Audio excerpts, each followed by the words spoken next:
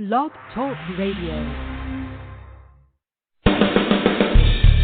They say we offer simple answers to complex problems.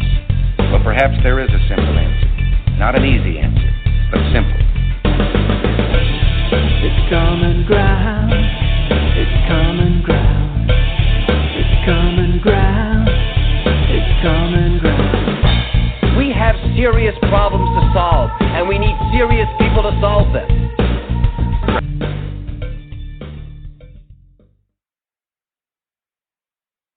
You're listening to Finding Common Ground right here on the all-new K98 Talk. All right, folks, good morning, good evening, good afternoon, wherever you may be. This is Finding Common Ground. I am one half of the crew, Double R. Dave will be joining us here in a moment. I don't know about where you folks are, but here in Oklahoma it's nice and rainy, and we all know how the internet gets in Oklahoma when it's rainy, at least in my neck of the woods. So how is everybody this fine Tuesday morning? For those of you who tuned in yesterday for America Off the Rails, apologies, I was a little bit off my game yesterday. For some reason, I seem like I'm right back on track and in a much better mood today. So hopefully this show runs a little smoother. And for those of you who caught the live, or so far even the few rebroadcasts there have been of that one, don't worry, I'm going to clean it up before I put it on the server. But anyway, while we're waiting on Dave to join us, we have a lot of things I think we're going to go over today. We may even have a guest joining us. Just depends on whether or not he can make it into the studio, since, as I said, it's cold and rainy and wet where we are, and everybody's internet around here screws up when it's cold and rainy and wet. I've actually been kicked out of the studio several times today, so if I drop off suddenly, it's not that I don't love you guys, it's that my internet hates me. So, what's new in everybody else's neck of the woods? By the way, if anybody's interested in calling in, we do have phone lines. Don't get them used very often, which is fine, because Dave and I don't normally make the announcement that they're open, but since this is going to be one of those days where everything is just kind of going to be off the cuff for the most part, we'll go ahead and let you guys know now. If there's anything you want to talk about today, we'll treat it kind of like an open line moment. Number you can reach us at 718-664-9386. Give us a call anytime. That's why we're here. That number will be changing soon, but that will be an announcement we make later. So, still waiting on Dave. Yay, go me. Okay, so lots of things going on. Is anybody as sick of all the shooting news as I am? You know, I mean, that's one of the reasons why I was kind of off my game yesterday.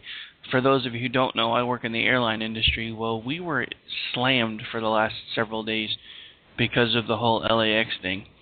And then last night, while I'm getting ready for this show, I hear about a breaking story about a shooting in a mall in New Jersey. Last report, no injuries. I haven't checked for updates this morning because I've been working on other stuff.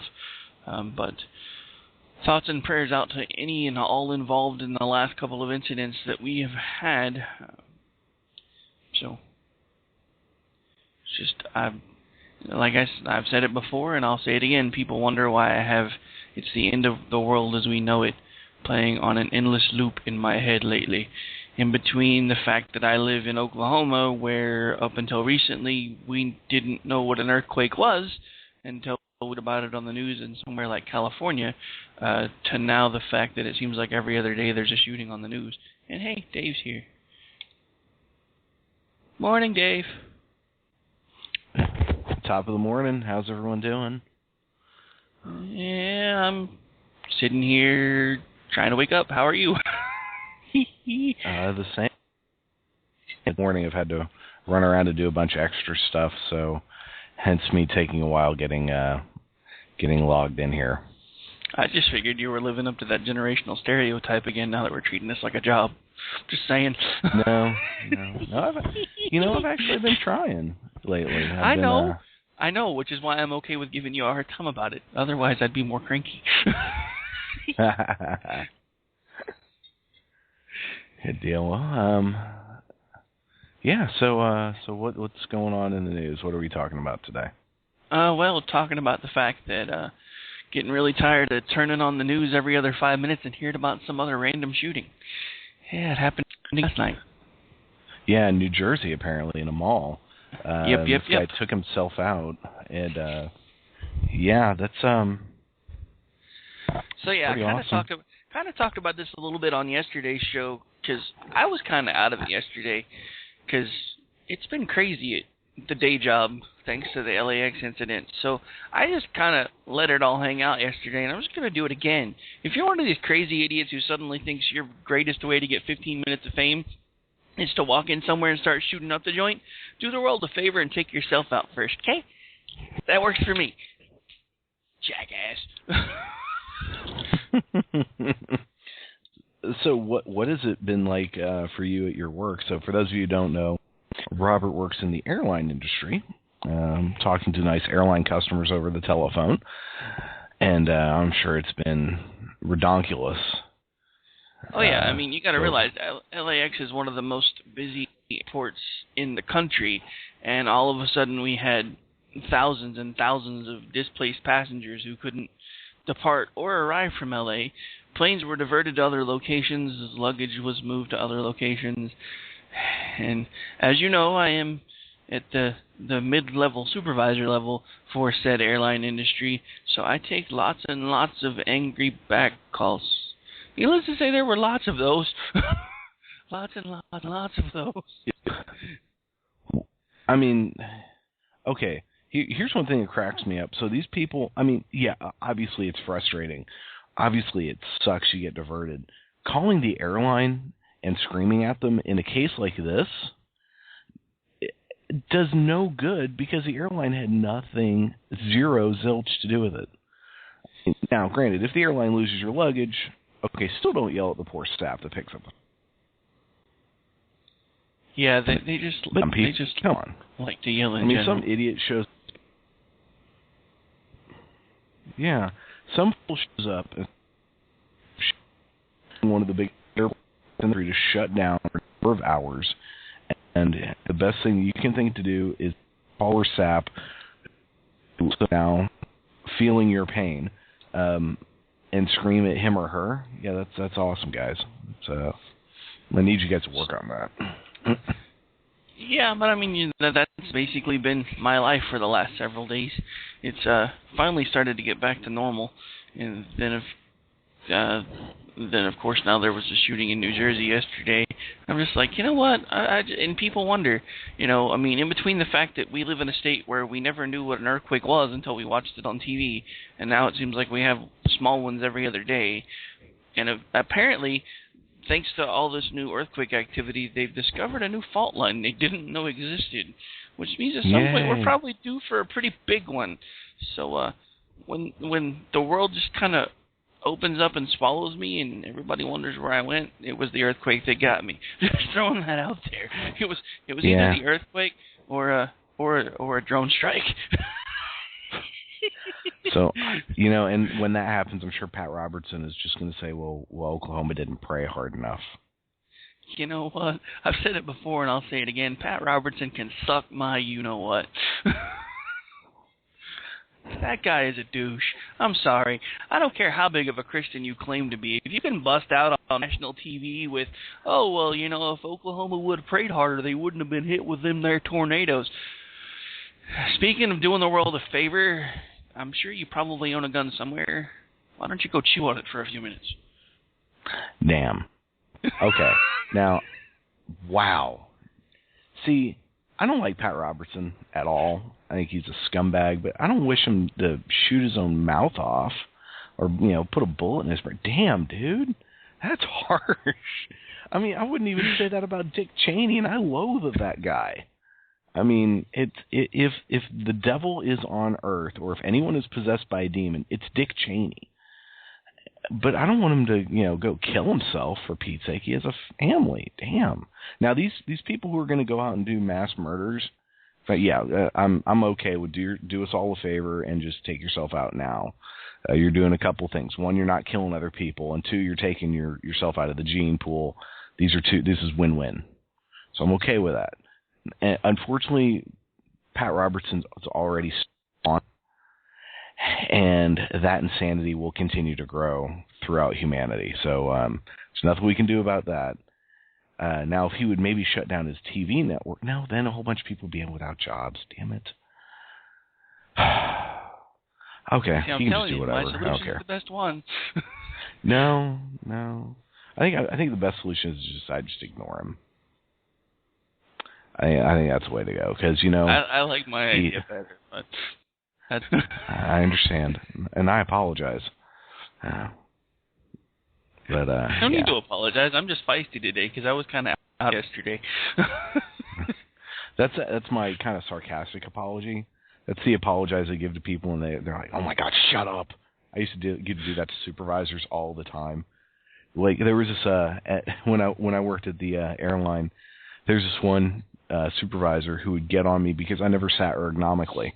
I'm not sitting ergonomically now. I just don't. I'm not comfortable. I don't type well when I'm sitting like that. And she would always walk by my desk and say something about, "You're not sitting ergonomically." I would just look at her and say, "I apologize." And she would get so pissed. It was awesome. My God, are you still talking? Sorry. What's that hang-up button? You don't have a hang-up button, sir. You're not the host. Oh. You can. Oh, not for you. For me. You can go into the studio and hang up on yourself if you want. Yeah. I do need to go shopping. So. Come on. There'll be plenty of time for shopping after the show. So, do you have anything you wanted to talk about? You mean besides the 15 different emails I've sent you with random links to crap?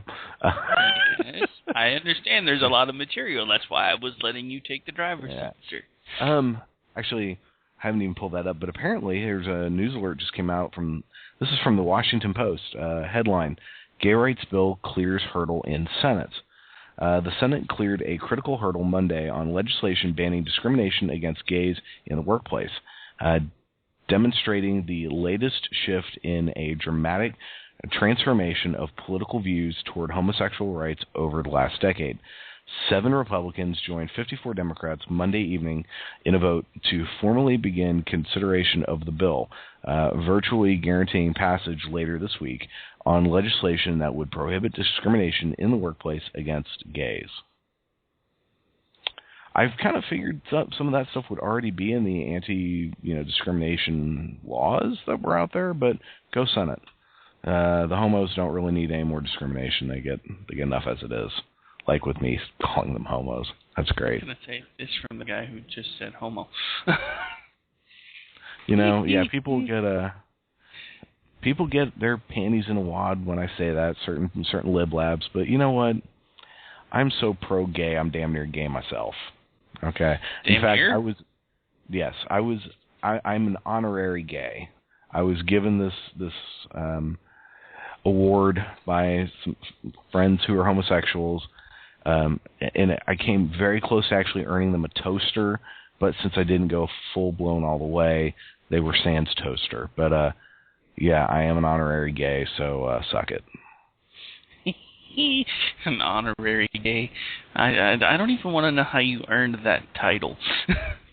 I wear it with a badge of honor. Yes. Yeah, if you don't know, dude, then... Well, no. I mean, for a longest time, I was considered an honorary gay because I worked in that neck of the woods for nearly 12 years. So by the time it was over, they were just like, "Oh, screw it, you're just one of us now." Like, okay, whatever. Okay, so let's see here. Stories. Okay, so apparently here's one from Sacramento, CBS station out there, and it'll give me a second to load up. And because this story pisses me off, because this gives fuel to the fire of those who love to, for lack of a better term, demonize those on social welfare programs. And it's food stamp fraud, and God damn it, load up, will you? This is from CBS Sacramento, Channel 13. Food stamp fraud. Beneficiaries illegally sell EBT cards on Craigslist social media sites. These people need to be kept in the dark. That's all I got to say. Okay, yeah, Sacramento. It's a welfare fraud scheme costing U.S. taxpayers $750 million per year. People are illegally selling their electronic food stamp cards on Craigslist and other social media sites for cash. CBS 13 found 2 people in Sacramento, both with the same idea, using Craigslist as free advertising to blatantly and illegally sell their state benefits. Our hidden cameras were rolling as a woman who we'll call Lori told our undercover producer about her brilliant idea to game the system for a quick buck. Quote, "Everyone said I was crazy, but I thought they'd say, 'That's freaking brilliant, man,'" end quote, she said. Sweet mother of God. Another man who we'll call up on a skateboard. Oh, okay, so all skateboarders are thieves now. That's great. Thanks, guys. He showed us his CalFresh card. CalFresh. It's called CalFresh. My God. Card he illegally put up for sale on Craigslist. Quote, "See, right now it still has 116. He told our undercover producer. Rather than use the money for food like he's supposed to, Joe offered to sell us the card for $60 cash. I just need the money right now," said Joe. "I moved back in with my mom." He promised to give us his PIN number so we could use the card to buy groceries in any store that accepts EBT cards. Joe said stores don't check for any identification. He freely admits he's done this before for family and friends. He told us not to worry because we won't get caught. Little does he know. Lori doesn't even think what she's doing is wrong. Oh, Lori. God. Quote, "I feel justified." Exactly. "I feel justified in what I'm saying and what I'm doing," she said. She would use the cash for a car to get to work. Okay, well, damn it. Now she actually has a good reason for it. It's not like she's just buying booze. Quote, "I figure it this way. They're already giving me the money. Okay, I'm not making a profit. I'm not burning them. I'm not stealing from them," Lori said. "Not by a long shot," says Michael Weston from the California Department of Social Services. Quote, "It's against the law," end quote, he said. "The CalFresh program is funded by taxpayers and serves more than 4 million Californians." Wow, I'm surprised it's only 4 million. How sad is that?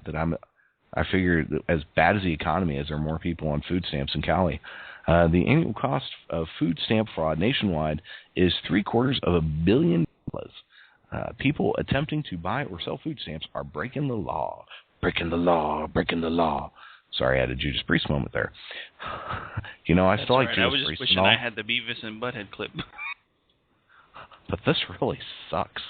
It sucks. One of the funniest things ever. Okay, sorry. And we'll continue with the story. Quote, "It's an issue we're aware of. It's an issue we're serious about, and that we're monitoring," end quote, said Weston. The department has started using custom software, I'm sure that's good, to scour social media daily, Craigslist, Facebook, Twitter, in search of illegal ads like the ones Lori and Joe put up. Quote, "We need to leverage technology ourselves in order to keep ahead of these people," end quote, said Weston. God, how about you just get a couple of hackers and they can take care of it for you in like 5 minutes? That'd be great. Since monitoring began in February 2012, they just started monitoring in February 2012, they found 404 so-called trafficking posts across California. Investigators have uncovered 2,600 examples of people abusing their benefits and costing taxpayers over $20 million. Quote, "The overwhelming majority of individuals using the benefits are using the benefits in their intended purposes," end quote, said Weston. Thank you for at least saying that. But our investigation shows there are those who aren't. No shit. Really? I wonder why we're doing this news story. When CBS 13 confronted Joe, he claimed up and denied the whole thing before grabbing his stuff and skating off. What a dumbass. "I didn't do anything. I gotta go, bye." Good God. The fraud gives people like, holy God, I'm not going to pronounce this right, Shadivia Smith a bad name. Should die. You know, we could do a whole discussion on these crazy-ass names people are coming up with, but I don't think we will. Yeah, and the fact that the sentence ends with the phrase, a bad name, that's kind of ironic there. She relies on CalFresh to help put food on the table for her daughter, Alice? Alyze? What the fuck? People, come on. Elise. I mean, are we even... Elise? Okay, are we even trying this? It's like a pill. Take Elise twice a day for menstrual cramps. Quote. Speaking of, stop by my house on your way to work. I have some Midol for you, you cranky ass. Really? See, I'm having fun. I'm not being cranky. You. Quote. We're able to buy more fruits and vegetables and more foods like that. It's really it's a really awesome program. End quote. She said. Smith is disgusted. People would cheat a system designed to help families in need. Amen, sister. I'm right there with you. Which is why God. Okay, the story's almost done. It's like, how long is this thing? Quote, I think it's outrageous. It's a program for people that really, really need it. I don't think you should take advantage of the program, said Smith. If you need it, use it. And if you need it, use it. And selling it to others to get the cash is not the right way to go about it, end quote. When our undercover producer came forward to Louise about our investigation, she made a complete 180. Before, she was bragging about her plan. After, she was singing a much different tune, saying it was a good thing we caught her trying to cheat taxpayers. Oh, my God. Really? It's a blessing. It really is, she said. I just know somehow this is going to be a good thing. Yeah, like then when you get that $60 in your pocket or whatever. Lori promised to meet us for a sit-down interview, but she never did. What a shocker. There is talk to change food stamp laws, so excessive requests to replace EBT cards can be denied. You know, that should already be in place. That kind of makes sense. I mean, granted, if you're just a complete dumbass and you lose stuff all the time, well...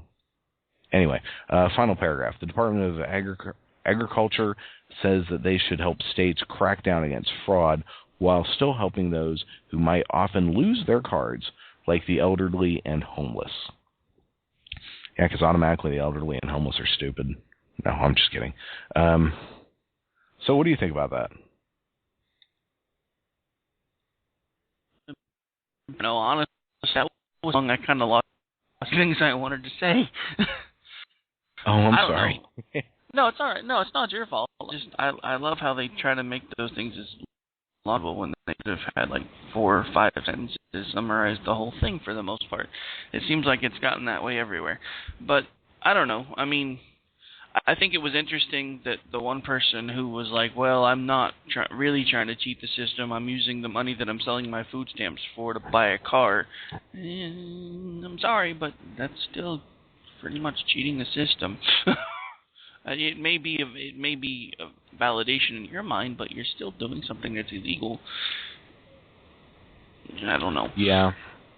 I mean that's actually that at least is a rationalization I can understand, and even though it's still wrong, I can go, okay, well I can kind of see why someone would do this. It's still not the way to go, but. Yeah, it makes me mad because what happens is whether folks on the right like to admit it or not, there is a rhetorical class warfare going on, and it's hitting us from both sides. There are those on the left who demonize the rich. There are those on the right who demonize the poor.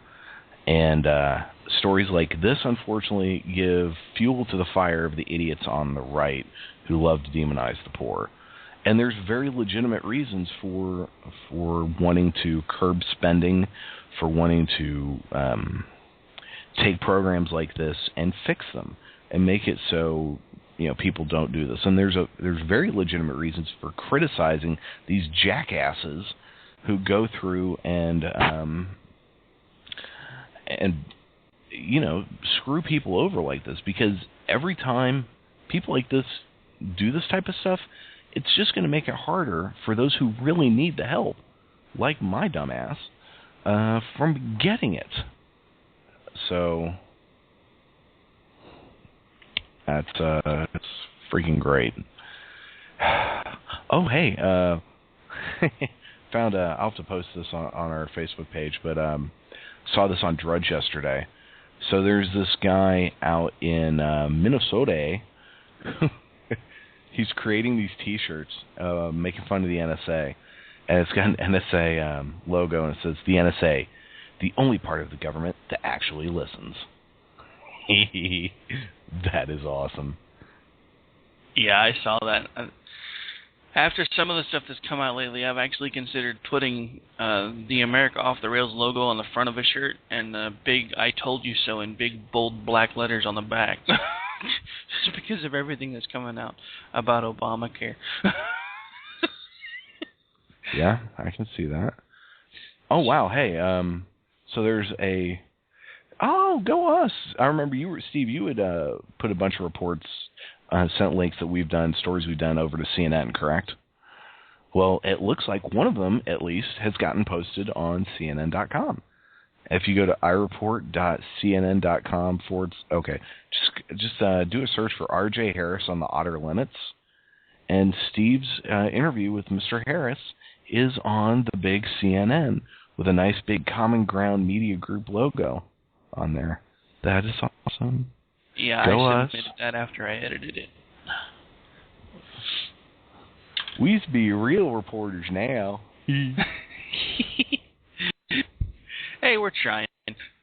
But yeah, I mean, we are really starting to get some pretty big attention. I've actually started having some current and former legislative folks following my Twitter feed, which means I'm probably on a watch list somewhere now, so I'm just saying.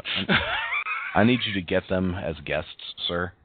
I'm working on it, but, right now I think it's mainly just their staffers that put me on some sort of a gotta pay attention to this guy list so we know if we need to kill him or not. Oh, nice. Okay, so let's see here. Let me find some other stories. Actually, you've had your turn, anything sir. you want to talk about? Actually, no. I've got a couple of clips I wanted to play. Ooh, clips. Yep. This one is from a recent press conference with the Liar-in-Chief's mouthpiece, Mr. Jay Carney, and then I have another clip that I'm going to play right behind it. Just still trying to wake people up about this crap and figure out why everybody still supports this nozzle, but this one runs for about 2 minutes. The president, when he was trying to get the law passed, repeatedly said, if you currently have health insurance, you'll be able to keep your plan. This morning, David Axelrod was pressed on that point and said the vast majority, will get to keep their plans. He no longer works at the White House. From that podium, will you admit that when the president said, if you have a plan, you'll get to keep it, that was not true? Well, let's be clear. What the president said and what everybody said all along is that there are going to be changes brought about by the Affordable Care Act to create minimum standards of coverage, minimum services that every insurance plan has to provide, so that an individual shopping for insurance, when he or she purchases that insurance, knows that maternity care is covered, that preventive services are covered, that mental health services are covered, that the insurance policy you buy doesn't have an annual limit or a lifetime limit, that there are out-of-pocket expenses capped at a maximum level, both annually and for a lifetime. So it's true that there are existing health care plans on the individual market that don't meet those minimum standards and therefore do not qualify for the Affordable Care Act. There are some that can be grandfathered if people want to keep insurance that's substandard. But what is also true is that all Americans who have insurance on the existing individual market will now have numerous options available to them, and 6 out of 10 will pay less than $100 per month in premiums for better insurance. It's not even an apples-and-apples comparison. This is qualitatively better insurance coverage than what was available in many cases to Americans around the country in the insurance market, by the way, that was so lightly regulated that you often didn't know what you were getting. So you could sign an insurance policy, get that plan, pay a lot of upfront money, premiums, out-of-pocket expenses, and then find out that because of the fine print, it doesn't cover the actual condition that you have. That will no longer be the case. So I get what the effort here is, but the fact is that the president said one thing, and you're admitting that that's not going to be the case. That not everyone's going to keep their plan. They will, admittedly, wind up probably with better insurance in the long run, and they may be healthier. That should be said. But the president sold it as you'll get, if you have a plan, you'll get to keep it, and that's not true. All right, there's a couple of things I want to touch on this. One, Mr. Carney, now granted, this is from about a week ago, so this is fairly recent. Mr. Carney's still mentioning how there are no caps, that there are caps as to out-of-pocket expenses and yada, yada, yada, and so forth. Those caps have been removed. They were removed several months ago, so that's not true. Also, he's also mentioning how, well, when you have insurance now, you're going to know things like prenatal care are covered, child dentistry are covered. Well, that's great if you've got a family, but what if you're 21 years old and you don't have a wife, you don't have any kids, you don't plan on having any kids anytime soon, and you're still having to pay for all these things that you don't need? And everybody wonders why their costs are going up. So. Yeah, I kind of listening to that. I love the word sword play that they get into, where they're like, well, no, what he actually said was. And well, no, see, I knew I put a nice little montage together of what he actually said, which is what I was, because I love that line. Well, what he actually said was, and I'm thinking, no, I can prove to you what he said right here, you douche nozzle. Because I have it. I found a whole bunch of them and put it together repeatedly, over and over and over again, just for fun. Because I like editing. I'm glad someone does, because I suck at it. I used to, but I've gotten really good at it now, and I get a little bit better every day. So now that I'm getting good at it, I actually like it. This one runs for 1 minute and 29 seconds. Now, not all of it's from me. I have to admit, I took some of it from a Blaze and then mixed everything together with some other stuff that I found. But I'm kind of proud of the end result. Here's a guarantee that I've made. If you have insurance that you like, then you will be able to keep that insurance. If you've got a doctor that you like, you will be able to keep your doctor. If you like your doctor, you can keep your doctor. If you like your health care plan, you can keep your health care plan. It's a very simple declarative statement that was said over and over again. But now, in fact, for about 15 million Americans who have individual health insurance, that's not true. CBS News confirms more than 2 million Americans have been told they cannot renew their current health insurance policies. We said from the start that it was going to be important for us to be consistent in saying to people, if you want to keep the health insurance you got, you can keep it. That you're not going to have anybody getting in between you and your doctor in your decision making. And I think that some of the provisions that got snuck in might have violated that pledge. So if you're getting one of these letters, just shop around in the new marketplace. That's what it's for.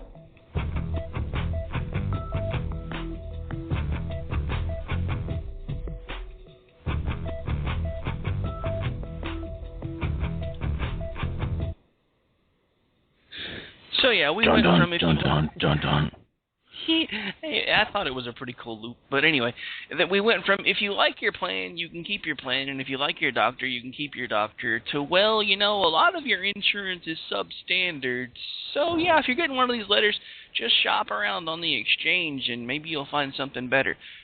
Several problems here. One, the national exchange doesn't work. Two, they're now reporting that even the sign-up by mail and dial-in feature is having difficulty. How can, what, seriously, how can, I work in a call center. I understand how this stuff works. You pick up a phone, you dial a number, you talk to someone. Wherein lies the problem there? I can almost understand the website issue. Almost. Because they apparently hired oneandone.com to administer the thing. I almost understand why that doesn't work. But now you're having people that are reporting issues with being able to sign up over the phone and by mail. Last I checked, those two options are usually pretty much foolproof. So what the hell? Obviously nothing's foolproof. Not in this administration, and apparently probably not anyone after this, because now that they've managed to get away with all this crap, our country's never going to be the same again. It's not going to matter who's running. It just really isn't. I have a bad feeling we're on the downhill slide, and there's not going to be a darn thing anybody's going to be able to do about it. Okay, so expand on that. When you say we're on a downhill slide, what do you think we're going to end up becoming? Well, I mean, the biggest problem that I see with all of this is I'm past thinking Obama is this stupid. I mean, I like you for a long time tried to give him the benefit of the doubt and assumed because he was a community organizer that he just had no freaking clue what he was doing. But the problem is the more I dig into it and the more I find things that he said behind closed doors about how he's a fan of single payer and he really is a single payer system, but then in public he tells everybody, well, no, single payer won't work in this and blah, blah, blah, yada, yada, yada. My problem is I honestly think this particular mess that we find ourselves in right now was designed to fail from the start. Because one of the things that has been through the I believe it's called the Cloward-Piven strategy, one of the things they've preached over and over again for the progressives, who basically espouse communism, but they don't believe in getting there through revolution, but more through progress, hence the term progressive, is never waste a good crisis. This healthcare system was already in crisis. Adding this to it has made it an even bigger crisis. So at some point, what I honestly think is going to happen is this whole system is going to implode, and then suddenly the government's going to be able to ride into the rescue and say, well, this didn't work as well as we'd hoped, so we're going to have to go single payer to try to clean up the mess. So let me ask you, because I remember, I've heard some things that he said behind closed doors, how he prefers a single payer system, but then when asked about it, he said, yes, I prefer a single payer system, but I don't think it's going to work here. Is that not actually a legitimate opinion? I mean, it's because I say this. I know of people who are of libertarian bent who would much prefer to see all social welfare programs done away with and everything replaced by churches or communities done things, private sector, whatever. But then they will turn around and say, I understand that that's not realistic and that's not going to happen, so we just need to reform the systems. So when I heard the president say that, to me that wasn't some red herring of, oh, he's lying, he really wants to set up a single payer system. It was him saying, yes, I would, if I had my druthers, we'd do it single payer, but I know that's not going to work here. I just don't. I mean, of all the things to criticize him about, that just seems like a weak one to me. No, see, here's the thing. If he was saying the exact same thing when his teleprompter's telling him what to say as he was behind closed doors, I wouldn't have had an issue with it at all. But the problem is, he said in front of the American people, single payer will not work here. I am not a proponent of single payer. It's not going to work in this country. I don't think it's what we need. And then a few months before that particular statement, when he's in one of the same situations everybody was lambasting Romney over, he starts railing about how the country has one of the most wealthy nations in the world can't take care of its sick people, and we need socialized medicine. If he was saying the same thing in public that he was saying in that meeting, I wouldn't be faulting him at all. But the problem is, he tells people what they want to hear depending on what situation he's in. That is not the mark of a leader. That's the mark of somebody who's just basically trying to float by while he figures out what the hell's going on. The problem that I have with all of this is there is no way in hell that the same people who can spy on us on a daily basis and do drone strikes from thousands of miles away cannot administer a flippin' website. There is no way this system could be this screwed up and it be an accident. It's not possible.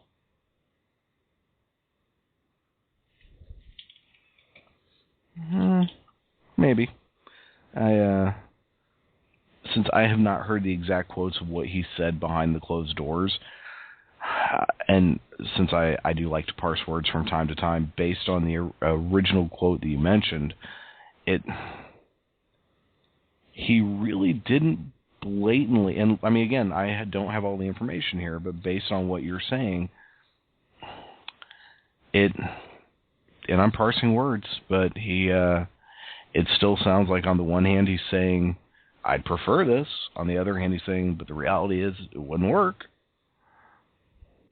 And that's just kind of my take on it. And, I don't like this guy. I think he is an elitist snob. But I'm also for... There's some things I think that people love to create issues. And the left did it with George Bush. I mean, there were so many stupid things they criticized him about when they had very legitimate things to criticize him about. And in fact, why we waste our time as a society. I mean, I understand why the media does it. It's because it's selling ads. Because if anyone out there who thinks there's some grand media conspiracy on one side or the other to control society, you're freaking crazy. The companies that own these media organizations have one goal and one goal only, and that is to sell advertising space. So whatever it does, whatever sells it best, that's what they go with.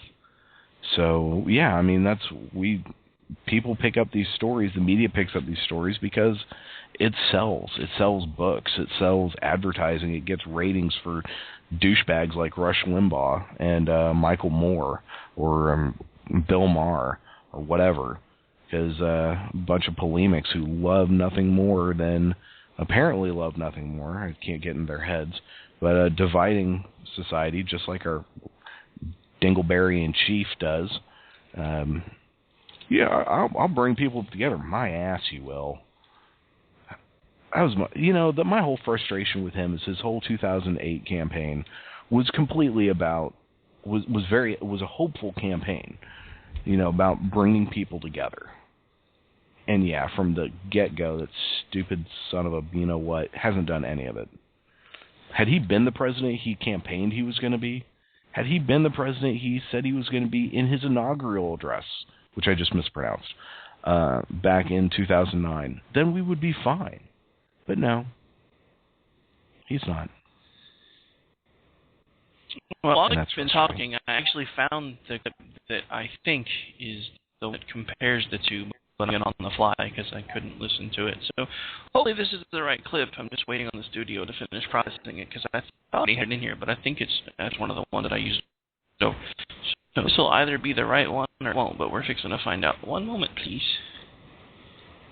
Because if it's the one that I put together, it actually compares and contrasts what he said in public with what he said behind closed doors. But it's still processing, so we'll keep talking. The joys of so trying you're just trying to show me up. That's what this is. You're like, I'm going to show that son of a bitch he's wrong. No, that's not what this is about. Sure. No. Yes. You said you didn't have all of the information, so I'm trying to help you make an informed decision. You're just trying to prove me wrong. Yeah, no. You're just like, I'm going to make this eat. He's going to eat crow, man. He's going to eat his hat and make him look bad. No. You said you didn't have all of the information, so you were going to go from the benefit of the doubt. You can just No. You're just trying to make me look just trying to make me look bad. That's all this is.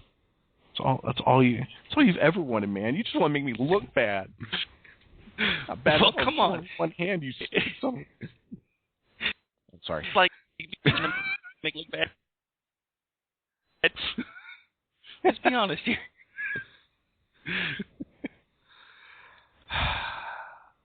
Oh yay, man! So I have a whole. While we're waiting on that, got a whole bunch of stories, and of course now I'm looking at them like, oh, which one do I pick?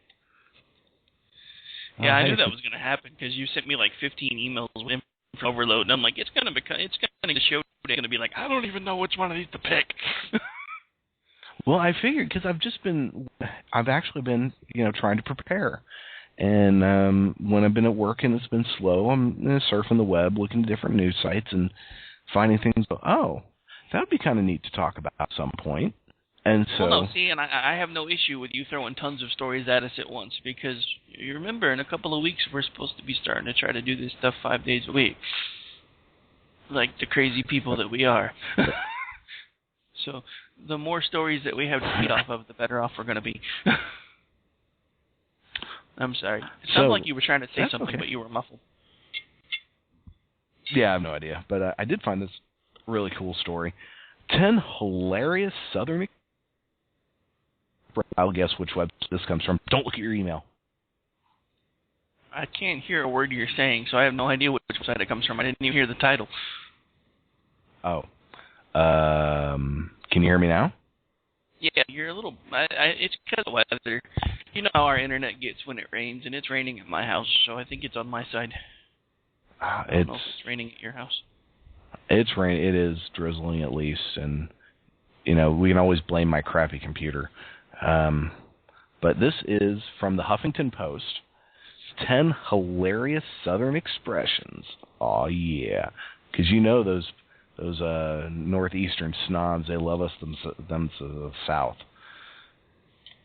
Oh my God! Can you have a few more ads load on this page, you pieces of crap? Okay, so web administrators out there. Seriously, can we stop with the animated ads on pages or the the embedded videos automatically start playing? Because even on really good internet connections and decent computers, it makes your shit run slow. Really slow. And it's irritating. And no, I'm not going to click the progressive ad just because she's giving me a thumbs up. God dang it. You said progressive. Yeah, I actually have the Wikipedia article on progressivism opened up as well, but I haven't had a chance to dig through it. Okay, so the following is an excerpt from the Southerner's Handbook, a guide to living the good life. Southern colloquial expressions, as my pappy used to say in his down-home way, are multifarious and, in fact, possibly infinite. Most of them mention animals, often dogs. For example, that dog won't hunt. That's a hard dog to keep on my porch. The hell? You ain't nothing but a hound dog. Okay, now we're quoting Elvis. You ain't nothing but a hound dog. Sorry, I'll stop. Okay. That's okay. And to be let me be fair, you're quoting Carl Perkins, because Elvis didn't write that song. Or did Elvis write the shit? I'm thinking of Blue Suede Shoes. Ignore that last part. Hound Dog he did. I thought it was Blue Suede Shoes that he didn't, but yeah. I'm going off memory, so who knows. Run with the big dogs or stay on the porch. What's up with the porch? Happy as a tick on a fat dog, etc. Expressions such as these don't come out of nowhere. Most commonly, they're reflections of the culture from which they arise. Oh, really? Wow, that's enlightening. In this case, it's clear that dogs are integral to the South and the character of its people. It is even possible to be as Southern. Jesus, I can't read today. So I'm not going to read all this. But here are 10 lively Southern expressions that are already in existence. All hat, no cattle. How about fine as frog's hair split 4 ways? Drunker than Cooter Brown. Apparently, Cooter Brown actually was a real dude. According to legend, and I'm just going to read this part, as legend has it, Cooter Brown was a man who did not see fit to take up with either side during the Civil War, so he remained so staggeringly drunk through the entire conflict that he avoided conscription. Can you imagine saying I actually had no idea on that, so that's funny. I'm sorry. Yeah, my hat's off to the man. I mean, that takes effort. His poor kidneys. Woof. Grinning like a possum eating a sweet potato. Okay, first of all, do possums grin? Those are like the scariest looking things. Oh man, they're when they hiss at you. Ooh, those things are ugly. Happy as a dead pig in the sunshine. Okay, I don't know what that means, so we're going to read the paragraph. Deceptively complex. Scary. This one contains... Do what? I said, that sounds scary. I know. This one contains a built-in postmodern porcine, P-O-R-C-I-N-E, physiology. Jesus, wow, you can tell this was written by a snooty person. As a dead pig body lies out in the sunshine sea, its lips begin to pull back from its teeth, creating the illusion of a wide grin. That's gross. The expression describes a similarly oblivious, though quite alive person who smiles away when in reality things aren't going so hot. Oh. Okay. Still stupid. Knee-high to a grasshopper. Let's see, here's a note. Slower than molasses running uphill in the winter? That doesn't seem like a southern expression. I actually heard that one before. Ran like a scalded haint. A scalded what? H-A-I-N-T. I'm assuming that's haint. A haint in old southern terminology is a ghost, and according to tradition, scalding one will send it running right quick. Okay, let's see here. Like a cat on a hot tin roof. Yeah, that's scalding haint. That's interesting. Huh. Admittedly, the whole hot tin roof phrase I never was familiar with until I heard the Brian Setzer Orchestra record that had the Jump, Jive, and Wail song on it. They do This Cat on a Hot Tin Roof song on there, and or I think that's the title. That was the first time I was privy to that expression. And the final one, enough money to burn a wet mule. Okay, so yeah, what's this one mean? Why a person might choose to burn a soaking wet 1,000-pound mule is anybody's guess, but the expression was made famous in some circles when legendary Louisiana Governor Huey Long, he said Long, used it in reference to deep-pocketed nemesis. God dang it, I can't read some days. Used it in reference to deep-pocketed nemesis Standard Oil. Oh my God, that pizza looks good. Oh, sorry, I got distracted. There was a picture of a pizza on there, and I'm hungry. So, did you find the clip? Oh, it's processing, but for some reason it's being stupid, so it's not. It's actually only processed about halfway through. Normally, if I try to refresh it, it'll finish, but it just starts over every time I do that, so I guess it's just not going to work today. Oh, that sucks. There was a clip. There was an actual clip of Ann Coulter. And were you able to get a clip of that?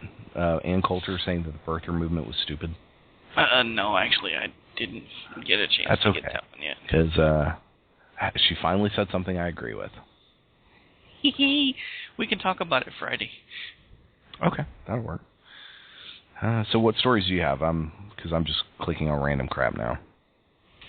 Well, one of the things that I thought was interesting is apparently someone penned an open thank you letter to President Obama that I thought was rather tongue-in-cheek and a little sarcastic, so you know me. Read away, sir. This was actually picked up by the Independent Journal Review. Must-read Texas single mom's viral thank you letter to Obama. A single mother in Texas by the name of Yolanda Burris Vestal has written a thank you letter to President Obama that just demands to be read. Dear President Obama, I wanted to take a moment to say thank you for all you have done and all your work. You see, I am a single mom located in the mall of Palmer, Texas. I own a small rental house with my 2 children. I drive an older car that I pray daily runs just a little longer. I work at a mediocre job, bringing home a much lower paycheck than you or your wife could ever imagine living on. I have a lot of concerns about the new Obamacare, along with the taxes being forced on us Americans and debts you are adding to our country. I have a few questions for you, Mr. President. Have you ever struggled to pay your bills? Because I have. Have you ever sat and watched your children eat and you eat what's left on their plates when they were done because there wasn't enough for you to eat? 2, because I have. Have you ever had to rob Peter to pay Paul and still not had enough? Because I have. Have you ever been so sick that you needed to see a doctor and get medicine but had no health insurance because it was too expensive? No, because I have. Have you ever had to tell your children no when they asked for something they needed? No, because I have. Have you ever patched holes in pants, glued shoes, replaced zippers because it was cheaper than buying new ones? No? Well, I have. Have you ever had to put an item or two back at the grocery store because you didn't have enough money? Because I have. Have you ever cried yourself to sleep because you had no clue how you were going to make ends meet? Well, I have. My question could go on and on. I don't believe you have a clue what Americans are actually going through, and I honestly don't believe you care.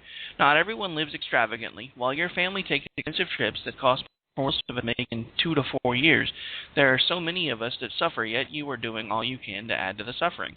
I think you are a very selfish and cold-hearted man who does not care what is best for the people he was elected by. Not me, by the way, to represent, but more so out for the glory of your name attached to history. So thank you, Mr. President. Thank you for pushing those of us that are barely staying afloat completely underwater and driving America into the ground. You have made your mark in history as the absolute worst and most hated president of the United States. May God have mercy on your soul. Sincerely, Yolanda. Sorry.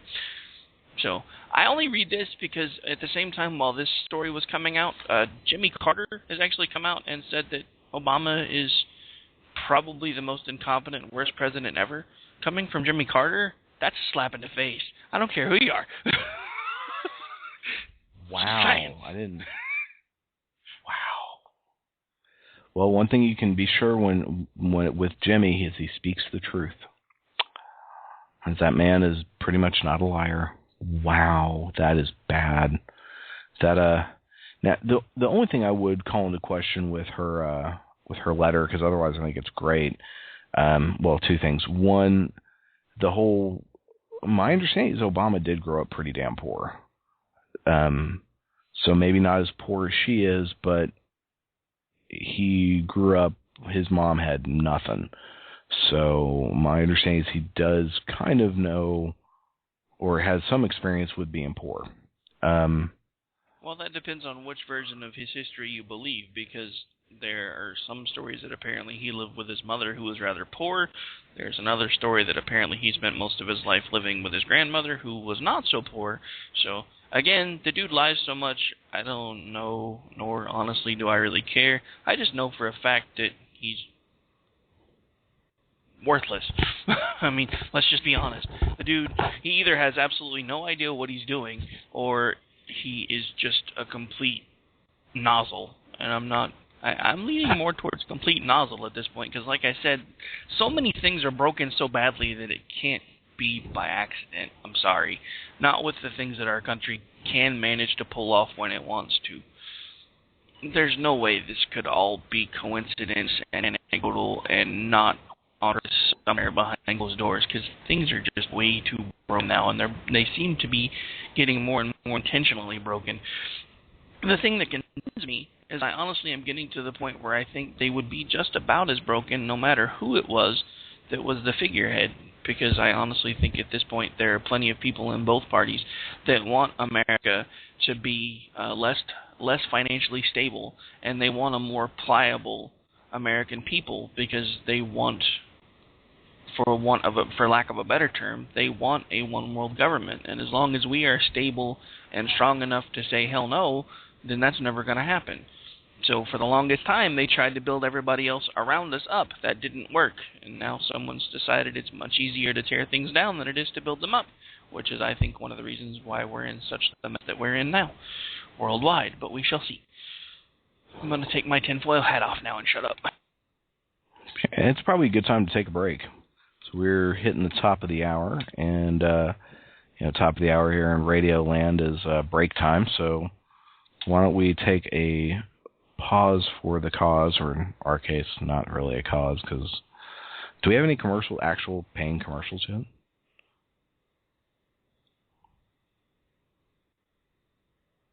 I think he lost me. Sorry. No, I forgot. I muted myself because I was taking a drink of coffee and then I was doing something. Oh, wait. I was drinking coffee on the air. Oops. No, see, that's okay to mention that you're drinking coffee. It's the fact that we're about to take a coffee break. We're going to go to break because I need to get a drink and go pee. That's why we're the Bush League of Talk Radio, baby. Oh, yeah. Yeah, go ahead and roll a music break, preferably without curse words, because I'll just shorten it before I put it on the server. Oh, sir. Okay. Well, we will be right back. You're listening to K98 FM's K98 Talk. Crap, those are really short. Dang it.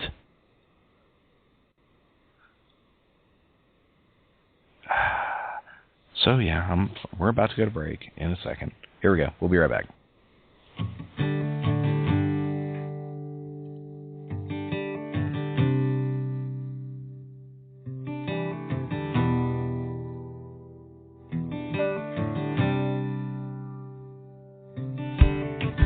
It was Texas, it was Tennessee. It was what I had coming to me. You were unlike anything before. Like magic devil killer, I was yours. It was the early days of rock and roll. All right, welcome back to Common Ground on K98Talk.com. My name's Dave. Got my partner in crime, Robert, here with me as well. Hope everyone's having a fine and dandy Tuesday morning. And we've just been talking kind of some random stuff today. So something that came up, or it's come up in general, is, and something Robert talks about, honestly, I'm trying to learn more about, is the whole idea of the progressive movement.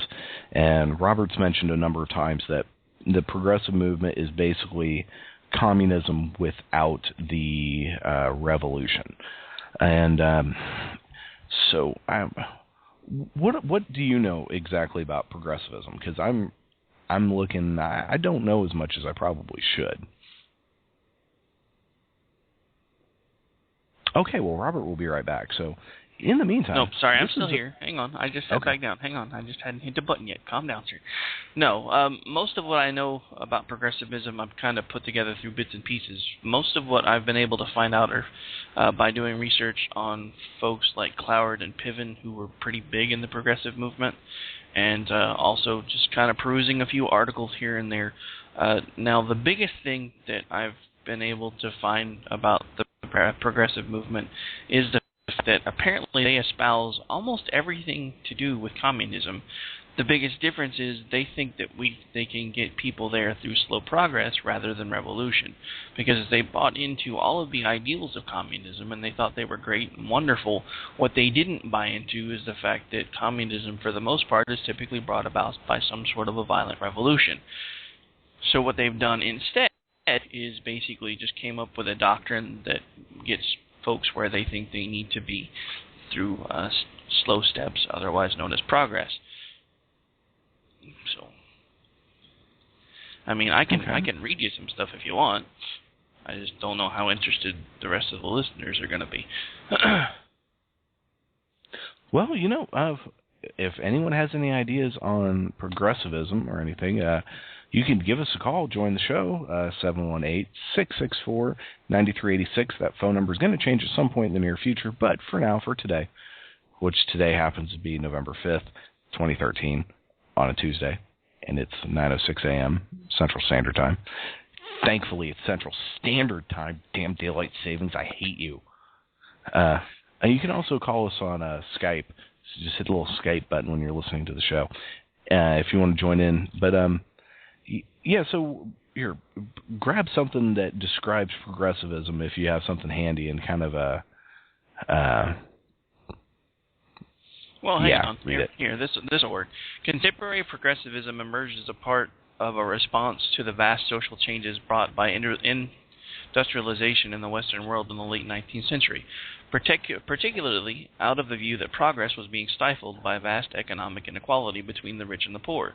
Unregulated, laissez-faire capitalism with out-of-control monopolistic corporations, intense and often violent conflict between workers and capitalists, and lack of effort by governments to address these problems.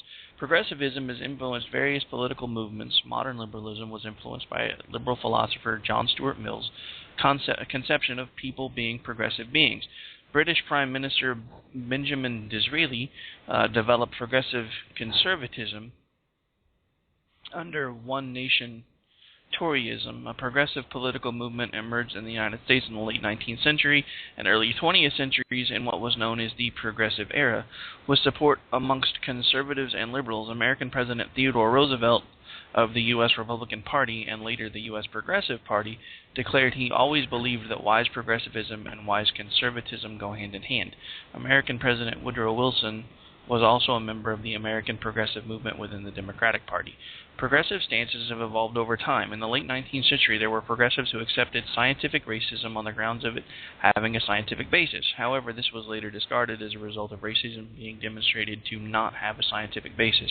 Stances towards imperialism were initially divided amongst progressives in the late 19th and early 20th centuries, particularly the United States, where some progressives supported American imperialism while others opposed it. In response to World War I, progressive American President Woodrow Wilson's 14 points established a concept of national self-determination and criticized imperialist competition and colonial injustices. Just kind of a different little random brief overview of all the different stances that progressivism has taken in different places. And there's actually a whole list of how the progressive movements can actually vary between countries. And this is from the Wikipedia article. I've actually got this up as well. There is some very legitimate and good things that have come out of at least the early progressive movement. The fact that it's true, progress was stifled by economic equality and monopolies, monopolistic corporations. That is true. That's why we needed trust busting. That's why we needed, at the time, unions to basically make for better situations and working conditions for the workers, because they were just getting hosed. Yeah, I mean, I have no issue with the progressive movement and its beginnings. I mean, because it made sense. I mean, we can thank the fact that we have a 40-hour work week to the fact that somebody decided it was time to make a union. Otherwise, we'd probably still be working. Well, I still do, but I guess that's another story. Otherwise, we'd still be working 60, 70, 80 hours a week. But, granted, I work typically 30 to 40 at the place that I actually get paid to work, and then spend another 30 to 40 doing this, trying to turn it into a paid gig. So I'm torturing myself, so therefore nobody can really yell at me about it except my wife.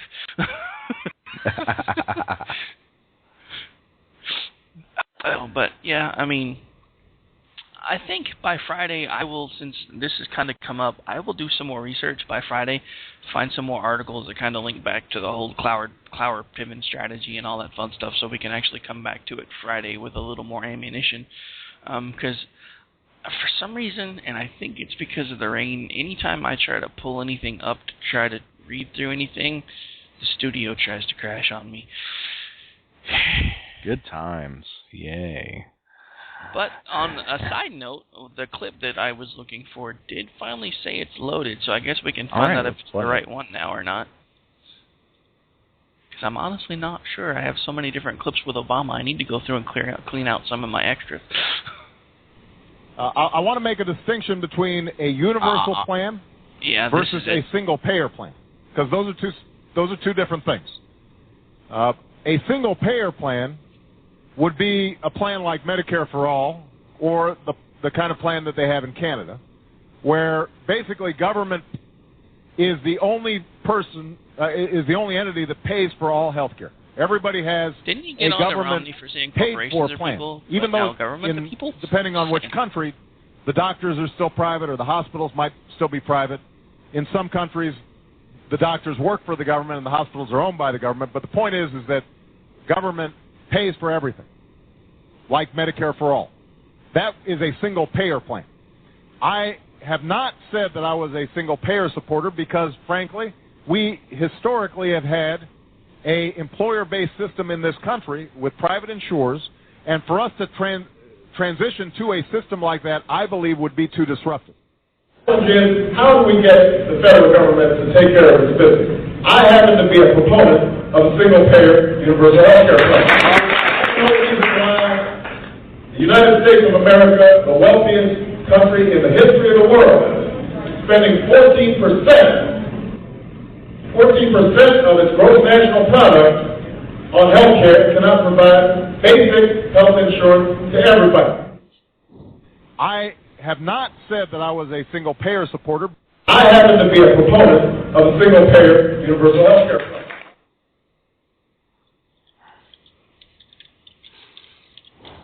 Man, he's slick. Yep. Slick Willie ain't got nothing on him. Man. Dude, this dude could teach Slick Willie a thing or two. I mean, think about it. Clinton gets impeached for getting a blowjob in the Oval Office. This guy has lied from day one about everything, and nothing touches him. This dude is going to be like on the seminar circuit for up-and-coming politicians for the next 40 years when he's out of office. Because he's going to be like, hey, want to run for office? Come pay me $1 million, and I'll show you how nothing can stick to you ever. I don't understand it, man. I really don't. You know, as off-color as this is going to sound, I think a lot of it has to do with the fact that, well, one, he's just, overall, he can give a damn good speech. But he's the first black president. And I think in some ways he gets a pass on things. And it's unintentional, but there is going to be a subconscious part of folks that that doesn't want, that's just going to kind of give the guy a pass because he's the first. And yeah, that's controversial, and it's one of those sad realities, but it probably has something to do with it, you know? No, I completely agree. I don't know. It seems to me, and this was actually part of one of the reasons my last couple of shows have been titled what they've been entitled on the solo side of things.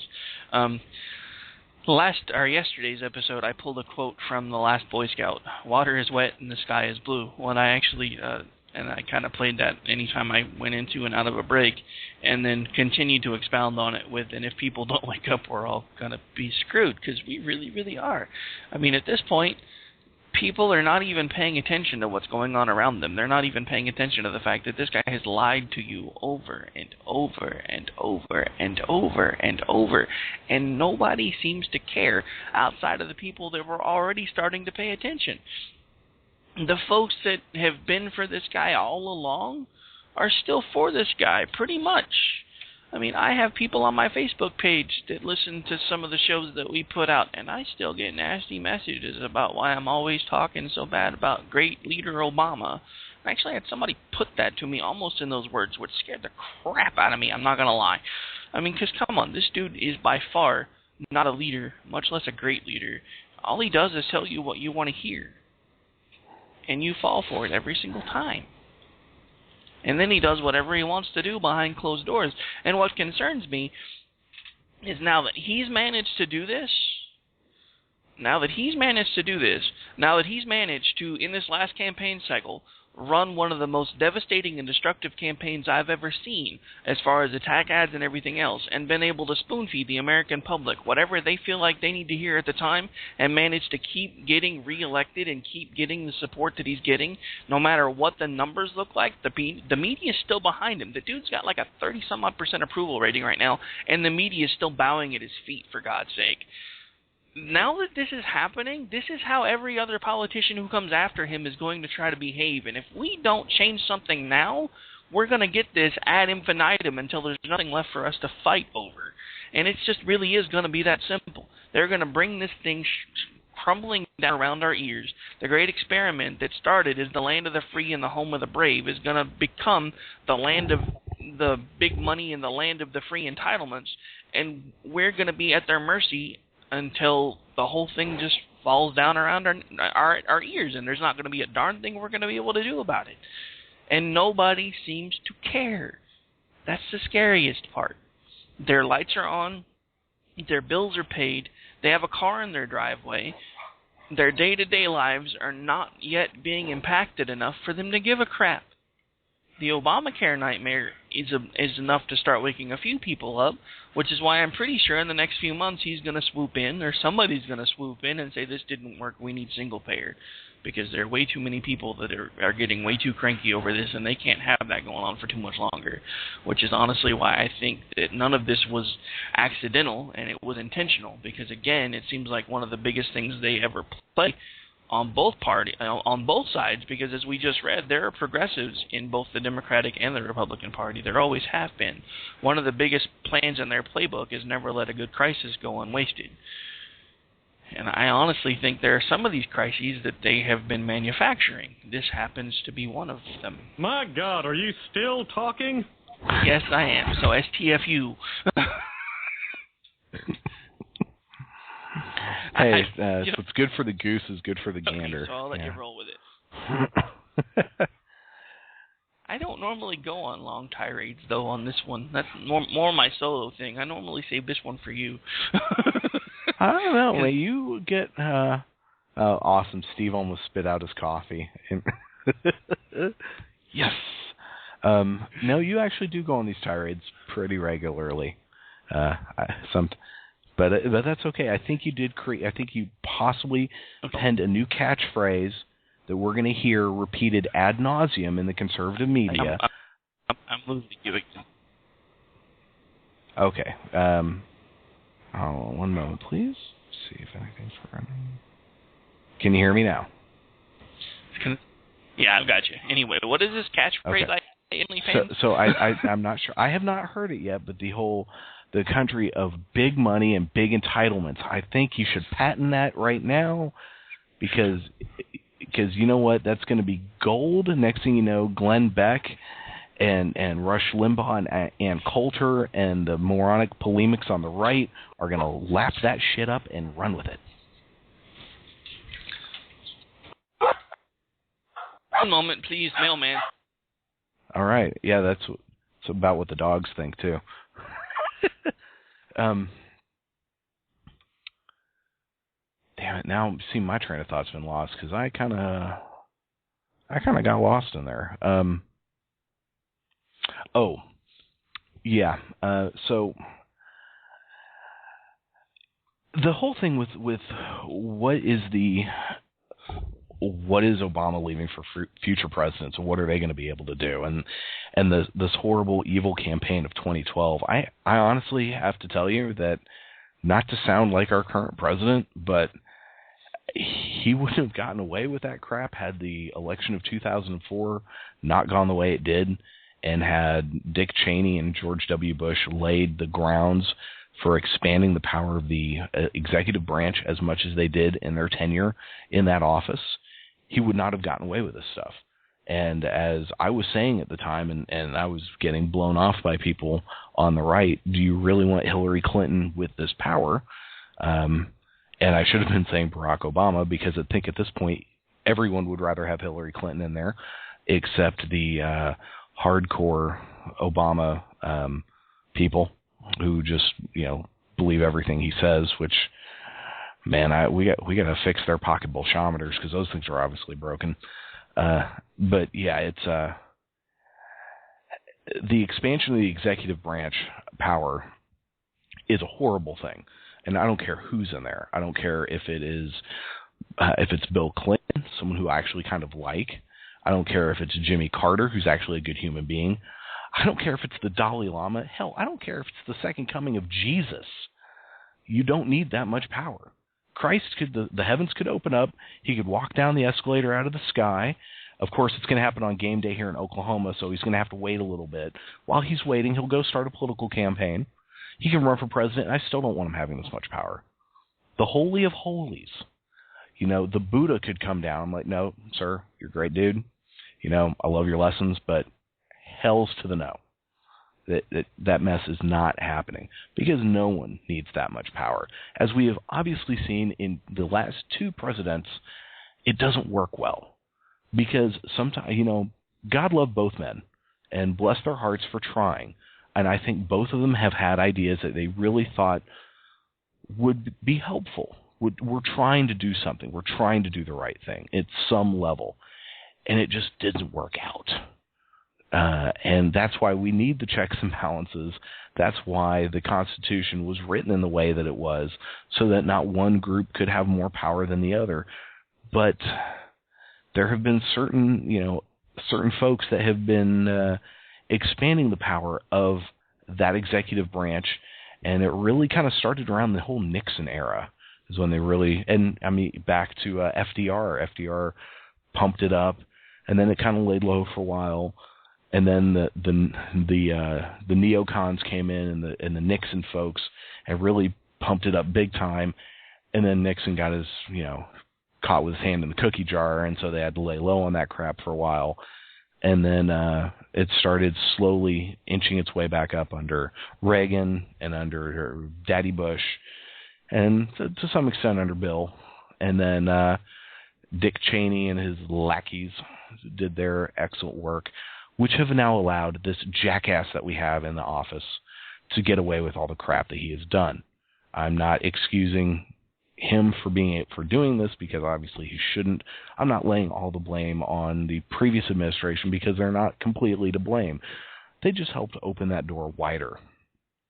And you're right, but your whole land of big money and big entitlements, that's I swear to God, man, you need to trademark that mess right now. I don't know, head to the patent website, start filling that paperwork out, because that's political polemic gold right there. Yeah,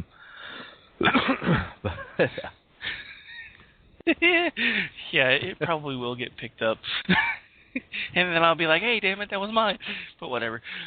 Okay, so you mentioned a couple things about, the whole, basically government overreach on steroids, and apparently, and that actually reminded me of something that I heard on the way home last night that I wanted to make sure that we talked about. But I was looking to see if I could find anything, and I mean, there are several different news stories about it. This one actually goes into it a little bit more. Apparently, Obama signs a new executive order imposing climate change policies. The Obama administration on Friday once again disrespected the Constitution, and I'm just reading this article as it's written, by signing an executive order that circumvents Congress and the American people. The latest move defiantly ignores a decision by Congress in 2009 to not establish a cap-and-trade system that would have supposedly discouraged greenhouse gas emissions. The Waxman-Markey bill passed the House but was defeated in the Senate at the time. Democrats controlled both houses of Congress. The latest unconstitutional executive order establishes a task force of state and local officials to advise the administration on how to respond to severe storms, wildfires, droughts, and other potential impacts of climate change, according to Fox News. The EO lumps extreme weather events under the discredited rubric of climate change. It will mandate new federal building codes under Agenda 21 Sustainability and promises to address climate impacts and infrastructure needs.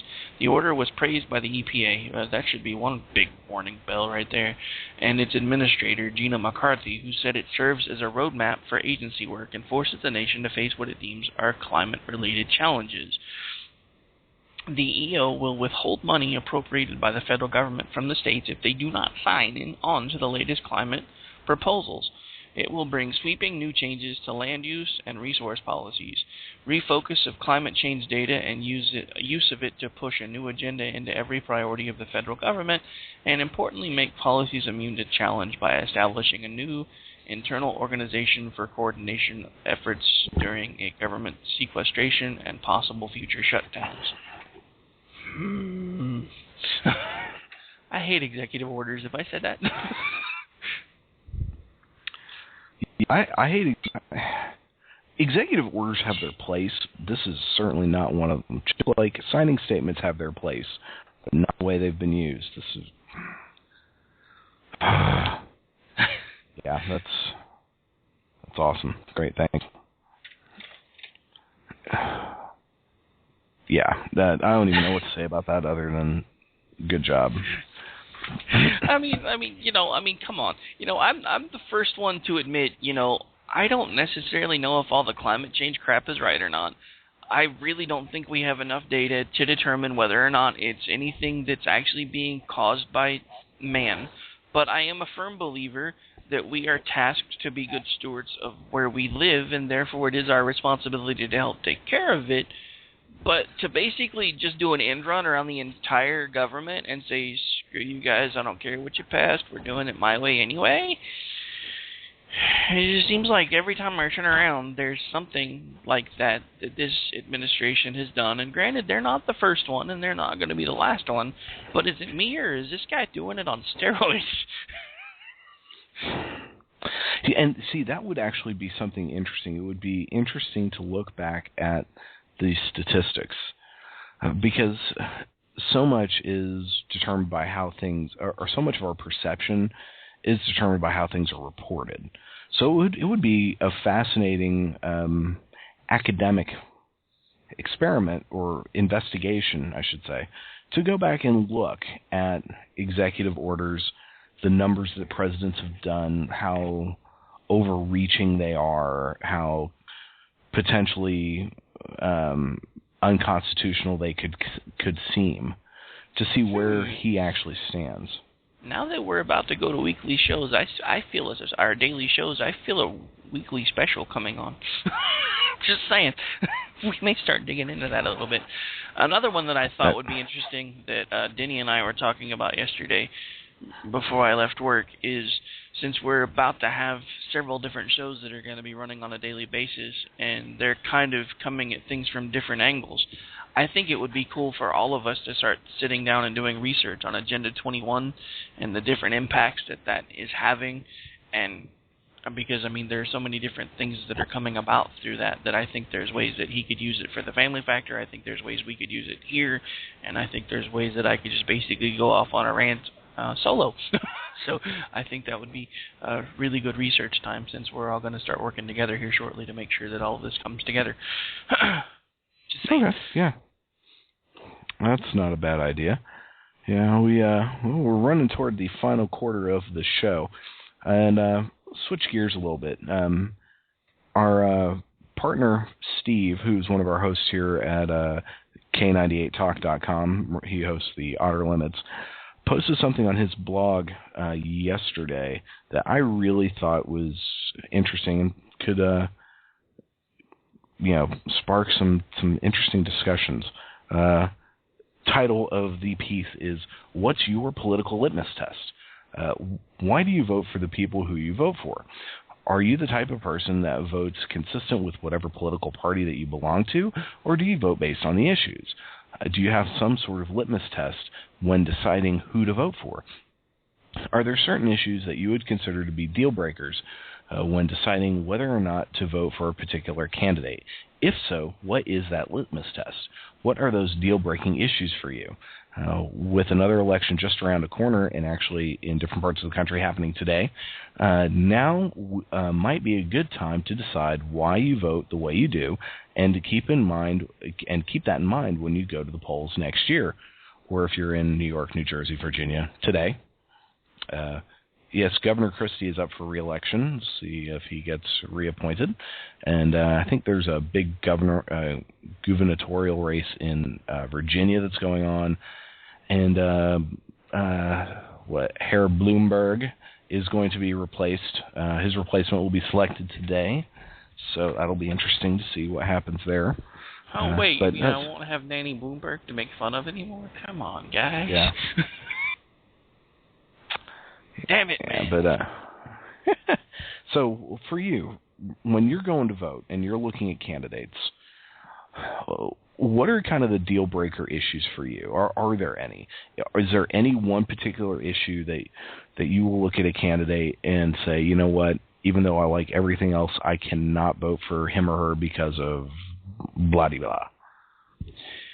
That's actually changed quite a bit over the last couple of years. I've really started becoming a big proponent of the whole smaller government thing, only because of all the governmental overreach. So one of the things, at least for this next election cycle, that I'm really going to start paying attention to is, what are you telling me you're going to do to help make this government monster smaller? And then are you actually going to keep your word when you get there? Because if not, I'm not voting for you next time. Because that's one of the things that drives me crazy. If you look, the entire Congress has, like, what are they, in single digits approval ratings right now? or pretty close. Mm-hmm. They were pretty close during the shutdown. But if you run a survey, everybody thinks their own guys for the most part are doing great. So here's my problem. If your own guys in each little corner that you live in are doing so great, how can the whole body suck as a whole? That's just the logic escapes me. This whole last election cycle really confused the crap out of me because everybody's like, "Oh, we need to change and we need to do this and this needs to be better and people need to work together." And then they voted to keep things pretty much exactly the same as they were for the last 4 years. Are you talking about the 2012 election? Yeah. Yeah. I was like, what the hell? I expected a swing one way or the other. I mean, even if it went Democrat, I expected something to change. But, the House pretty much stayed the same, the Senate stayed the same, and the guy in charge stayed the same. And I'm just like, you people complain about everything, but then you keep voting for the same stuff over and over and over again and expecting different results. I think Einstein had a theory about that. It was called his definition of insanity. It'll be interesting someday. This whole era, the whole early 21st century is going to be so rife for academic research and discussion someday that it will be fascinating to see in 20, 30, 50 years what how people look at these elections and these times. With this in mind, do you know off the top of your head who your U.S. Congress person is?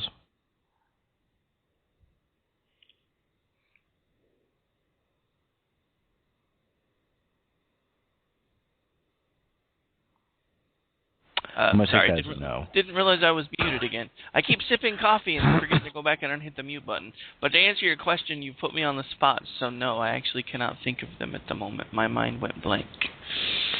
But I normally know who they are. Well, my U.S. congressman is Tom Cole, who, needless to say, is not getting my vote. Ever. If I have to write in Mickey Mouse, I will do that. And I probably will, because no one's going to run against him.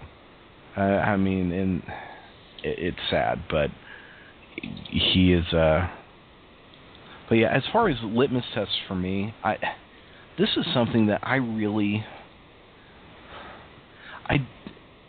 Other than... I don't really have an issue per se. It kind of depends on the whole package. When I vote, I look at... especially for president, because that's what you learn the most about the presidential candidates. But I kind of look at the whole package and try to decide that overall, how many issues do I agree with, how many do I disagree with, what kind of vibe do I get from this individual, and then I kind of make my decision based on that. I voted for Republicans and Democrats, so it's not a political party thing. In fact, the first election I ever voted in was in was it 94 or 90? It was in the 1994 gubernatorial election, and I believe it was 94. Yeah. Anyway, no, was it 94? Son of a bitch. Yes, it was when Governor Keating ran for office. I actually voted against him because I didn't like what I saw of him at first. When he ran for re-election, I voted for him because he was a really good governor. And also he turned out to be, even though he loved to shove his foot so far down his mouth, it came out his ass. He gives old VP Biden a run for his money in stupid comments. But I voted for him for re-election because he was doing a good job, and because he was a good, decent dude.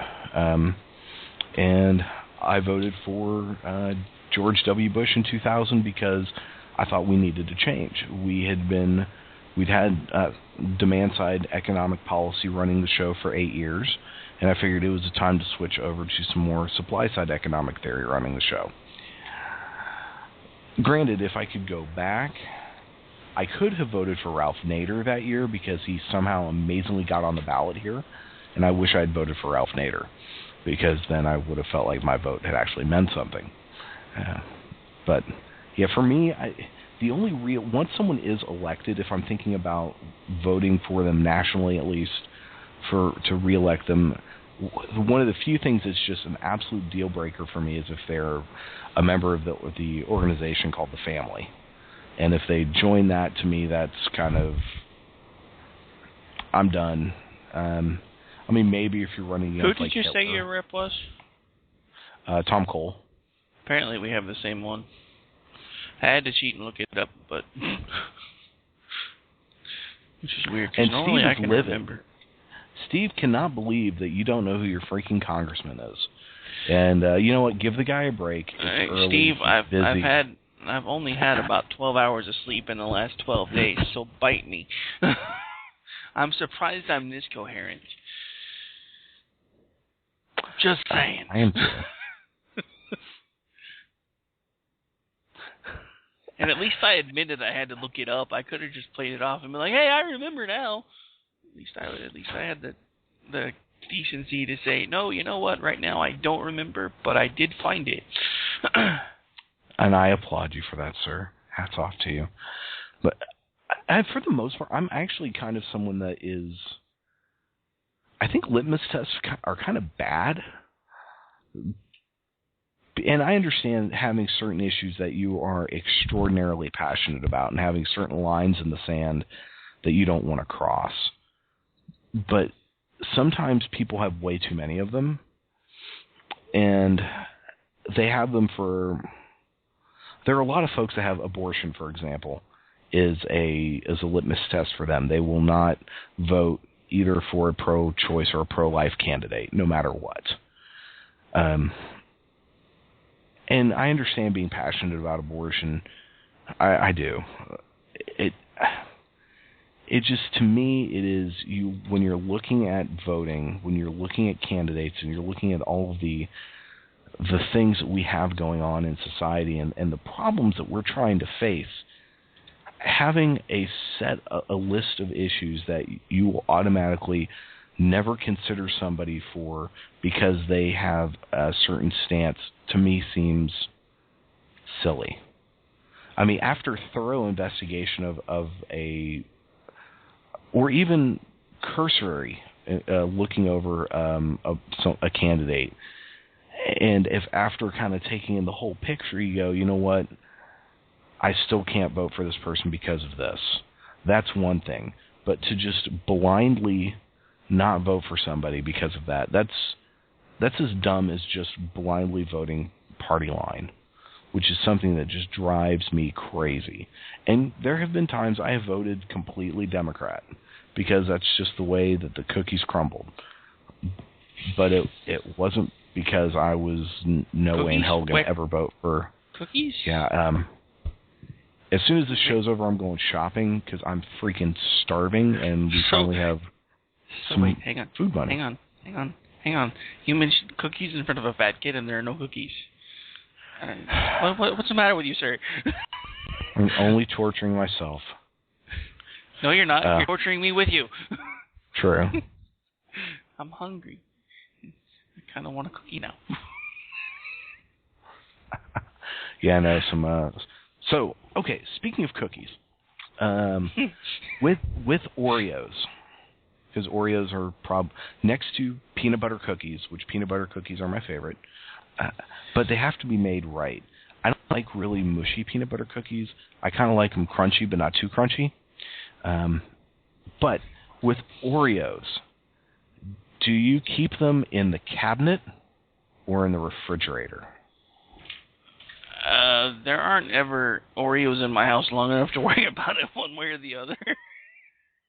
But normally, if we keep them anywhere, it's normally in the cookie jar, and they're normally gone within a day. Oreos, my two favorite cookies of all time, double stuffed Oreo and Snickerdoodles. I could, kill people over those, I'm not going to lie. You like double stuff. Why does that not surprise me? Enjoying the double stuff. That's what she said. Anyway. Creamy goodness. All over your mouth. Oh, yeah. Yeah, I went there. After a double stuff, he's got the white creaminess all over his lips as he's licking it off. The look of joy and utter satisfaction and peace in his face. Ah. No, that's only if I have milk to go with them. There's nothing That's part better of the creaminess. There's nothing better than dunking an Oreo in a glass of milk. Okay, I'm hungry again. But see, I keep my Oreos in the refrigerator because I like Oreos cold. I don't know why. I'm weird. I do that with Nutter Butters, too. I like Nutter Butters cold. Oh, Nutter Butters. Oh. See, folks, you can tell we're right toward the end of the show. Okay. Well, see, thanks to Steve, I'm no longer being honest ever again. Next time if I don't remember something, I'm just going to look it up and cheat. Because he's being mean to me. Thanks, Steve. Well, jerk. Yeah. There is, if you would, one of the links I sent you was from, had a bit from a Daily Show appearance. Mm-hmm. If you could try to get that the sound clip of that would be awesome. It was from Upworthy.com. Well, even if I can't get it in 2 weeks when we change platforms, I can play any sounds we want through my speakers at that point, so I don't really have to do so much uploading and ripping. So if nothing else, we can always come back to it later. Okay. I'm just looking for some last... Oh, here's a good story. This is a nice last-minute story. Fun. Our last 15 of the day. Here, headline, alligator captured in airport. Have you gotten any calls about this one? No, I have not, which surprises me. Which airport was it? Okay. Maybe it's one we don't fly into. Yeah, it's O'Hare. That would be why. One moment, please. Oh my God, load up, bitch. Millions of visitors pass through Chicago's O'Hare Airport, but one in particular. Oh crap! It's a video. Damn it. Okay. Yeah. Apparently, there's an out. We'll come back to this later. I forgot that was a video.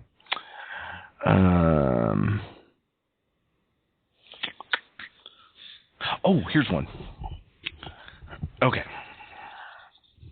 So, yeah, what's your favorite news site, by the way? What site do you go to most for news? Actually, I tend to go a little bit all over the place. Lately, I've kind of been going between, The Drudge is always my standby, where if I start running out of time on a show, I'll pull that up because it kind of has a little bit of everything. But where I've been going lately, ever since the charity thing with Sherry, when CNN was the only one out of all the major networks that even bothered to respond to anything that I sent, I've been spending a little bit more time over there. I've even been watching them a little more often, only because somebody actually had the decency to respond. So, which I thought was interesting. A little bit of kindness goes a long way. Yeah. And, as much crap as CNN gets, I at least with CNN, they're not so blatantly just trying to placate one side or the other. Granted, they're not always very good at their job. They're still as guilty of bad reporting as most of the other media outlets. But they, unlike MSNBC and Fox, who are just completely trying to kiss ass to one side or the other. See, the thing with CNN is I think they are becoming more of what Fox actually started out trying to be. Because when they first started, they tried to be middle of the road. They really did. And it's still a part of their slogan, which is an outright lie now, because they are no longer fair and balanced. They're tilted to the right so far that it would make me walk normal if I was just as tilted to the right as they are. At least physically. Because, it would probably can't. My pull to the left and their pull to the right would actually cancel the wobble out, I would hope. But anyway, it seems to me they've kind of gone in the direction of trying to become what Fox actually tried to start out as, because I've noticed they even have a show now that has, it's kind of like The Five on Fox. It has hosts of all stripes, and they kind of talk back and forth. I think that's CNN anyway. I don't remember what it's called, but it has Gingrich on it, which I thought was interesting, because that man, when he gets angry, it's fun to watch. Oh, he disgusts me. He's such a totalitarian. Ugh. Not one of my favorite people. There was that reminds me, there was a Daily Show clip that I found where they were, I think he was making fun of CNN, I think it was CNN, because the whole good thing or bad thing, is this a good thing or bad thing? Oh man, I'll have to find that one again. That was hilarious. Anyway, here's an interesting story. Fugitive eco-activist says granted Australian visa. Los Angeles. Fugitive eco-warrior Paul Watson says he's been granted an Australian visa, but explained that he cannot, for the moment, lead anti-whaling campaigning due to legal action. The 62-year-old Canadian, who arrived in the United States this week after 15 months on the run at sea, said he was confident that his Sea Shepherd organization's campaign was in good hands. Quote, Australia granted my visa this week, and it is wonderful to realize that I am now welcome to return to Australia when I so choose to do so, end quote. He said in an update on his Facebook page posted late Friday local time. Quote, I will, however, not be leading Operation Relentless, nor will I be involved in the campaign, he said. He said that he was prohibited from campaigning by a U.S. court injunction, even if he is fighting it. Let's see. But he added the campaign to the Southern Ocean is in skilled, experienced, and capable hands, and I am confident that it will be of extreme benefit to the whales of the Southern Ocean Whale Sanctuary. Watson is wanted by Interpol after skipping bail in Germany in July last year, where he was arrested on Costa Rican charges. My God, is there a country he hasn't pissed off? Relating to high seas confrontation over shark finning in 2002. Now, granted, people who are shark finning, those people need to be, there's a special place in hell for them. But same with whalers. People who are out killing whales, special place in hell. It's I'm sure it's down the hall from where I'm going to be living, but I'll check in on you every once in a while, make sure you're getting skinned real nice. After another year at sea, after more than a year at sea, can you imagine living at sea for a year? Oh, God. Reportedly, much of it in the South Pacific, he announced on Thursday that he had arrived in California and was heading to Seattle to defend himself in court next week. The Japanese government responded by saying it, quote, continues to request the captain's arrest, end quote. Watson said he decided to disembark to testify in court in a court case due next week in Seattle over Sea Shepherd's actions in Antarctica against Japanese whalers. Japanese authorities described methods used by the Marine Conservation Organization against whaling ships, for example, blocking the boat's propellers as terrorist. Tokyo claims it conducts vital scientific research using a loophole in an international whaling ban agreed at the International Whaling Commission, IWC, but makes no secret that the mammals ultimately end up on dinner plates. You sick bastards. Japan defends whaling as a tradition and accuses Western critics of disrespecting its culture. Norway and Iceland are the only nations that hunt whales in open defiance of the 1986 IWC moratorium on commercial whaling.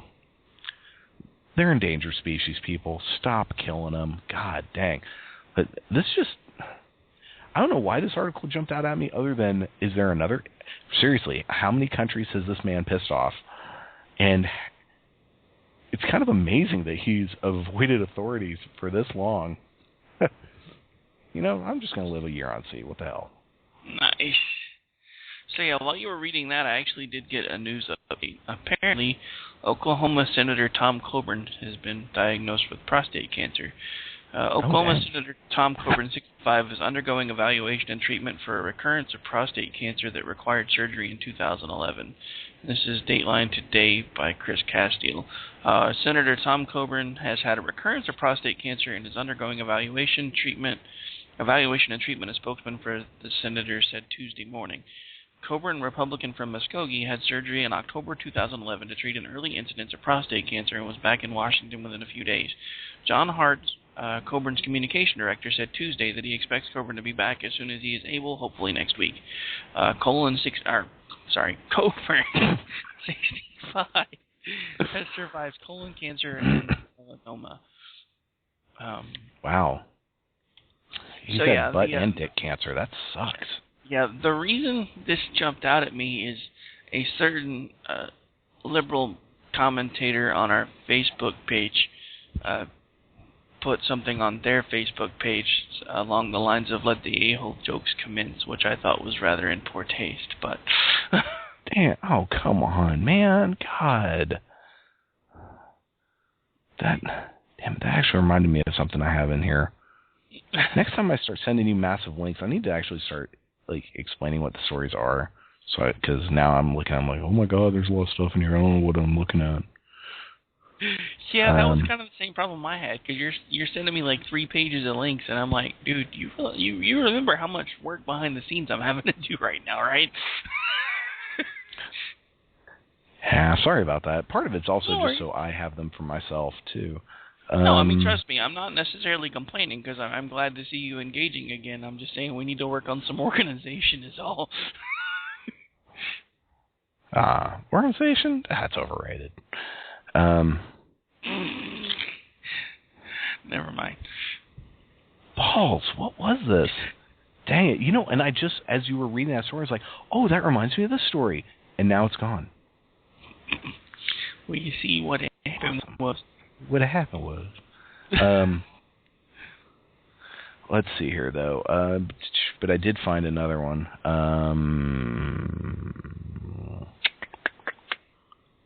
Here we go. Check this out. You talk about suck. Texas man arrested for overdue library book. If you check out a book in Corpus Cove, Texas, sorry, folks in Texas, I mispronounced that town name. You best make darn sure you return it. Failure to do so could result in a trip to the house. Jory Enric learned that the hard way when he was recently arrested over a book, a GED study guide, that he checked out and failed to return 3 years ago. KEYE reports. The city ordinance was passed because some patrons weren't responding to requests to return their library materials. Quote, the reason they passed it was that they were spending a tremendous amount of money replacing these materials that people just didn't return, end quote.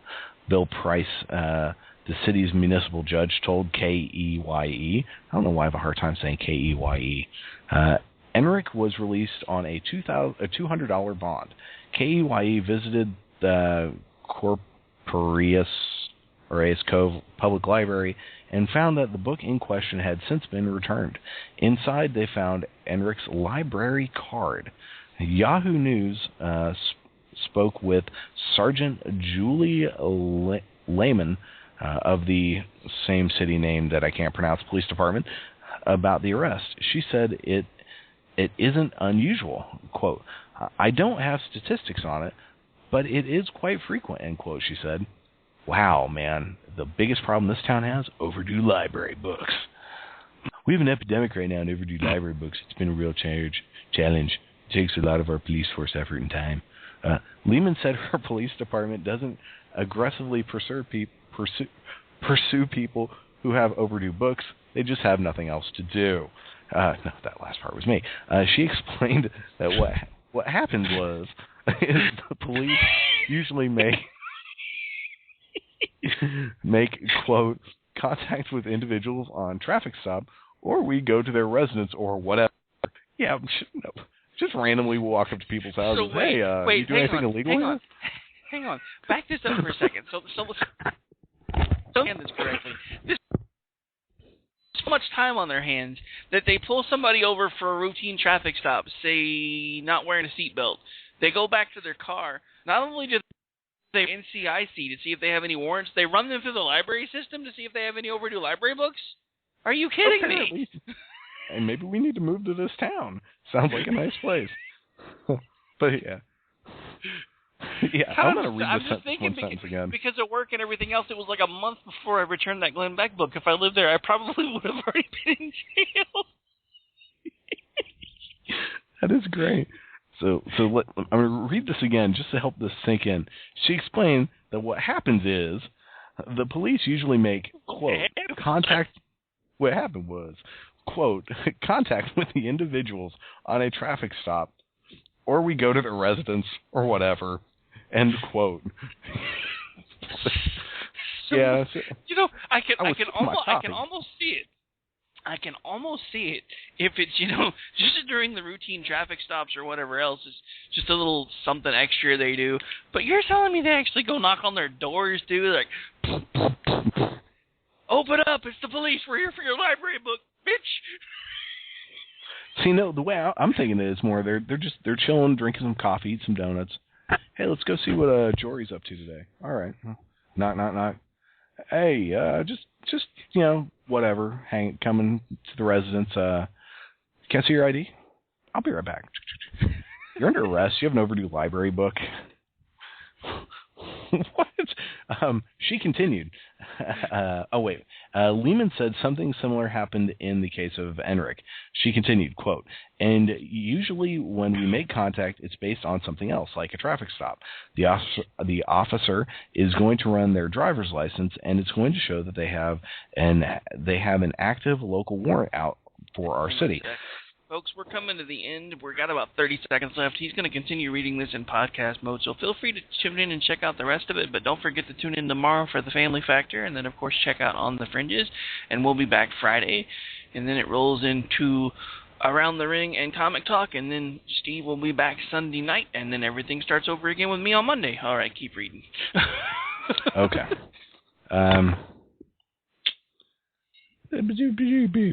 Crap, now I lost my thought. Usually make contact based on something else. Traffic stop. The officer is going to run their driver's license and is going to show that they have an active local warrant out of our city. So it's not as if we're actively going out after these felony book thieves. I don't know, man. It sounds like you are. And while it may sound a bit odd to see a person arrested over a missing library book, it has happened before. In 2011, an Iowa man was arrested for failure to return roughly $700 worth of items from his local branch. Sweet Jesus. Okay, see, now that's almost reasonable. You got $700 worth of stuff from your library? Okay, I can see the popo coming after you. You have a book to help you with get your GED, which applaud the man. He's trying to better himself. He dropped out of high school. Things didn't go well. He's trying to, get his GED. Good for you. And he's going to go. Poor bastard. Let's see. Christopher. God, there are a lot of words in here I can't pronounce. And Sapich pleaded guilty and was sentenced to 10 days in jail. He also was required to pay $625 fine and quote, restitution for the materials, end quote, according to KCCI. And then there was the case from 2012 in which police went to the home of 4-year-old Caitlin Jagman, yes, to investigate 4 books that had not been returned. Fortunately, Caitlin stayed out of prison, but her mother was asked to pay an $81.60 fine. Oh, my God. The books, which included Dora the Explorer, the Halloween Cat, were also returned, according to KDKA. It even happened to Seinfeld, and there's a clip to a video that I don't have downloaded, so that's awesome. But, man, every time I hear Dora the Explorer, there's this meme that has this picture of this kid who must be Scottish or Irish, and he looks so wasted. He's got his hand, he's like holding some kind of drink, and he just looks like he's slurring, talking about drinking. And one of the captions is, Dora, I'd explore her. And it's just so wrong on so many levels. But hey, that's it, guys. We're out of time. That's just wrong and disgusting. Hey, at least he wasn't going for backpack.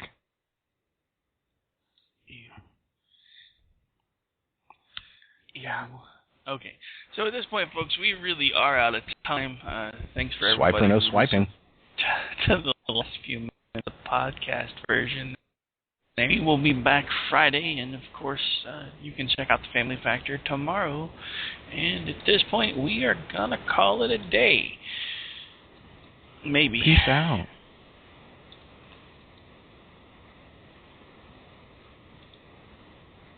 See, what happened was... What I happened couldn't find the is right button. I suddenly can't find the thing I always end the show with, so I think we're going to just end it without it, because nothing's loading. Yes, that's true. This man has no dick. Hey, just because... Wait, when did you talk to my wife? I caught you a delicious bass. You and my wife need to stop sharing secrets, sir. Just saying. I know. What are you going to do today, Napoleon? Whatever I feel like I want to do. God. Nice.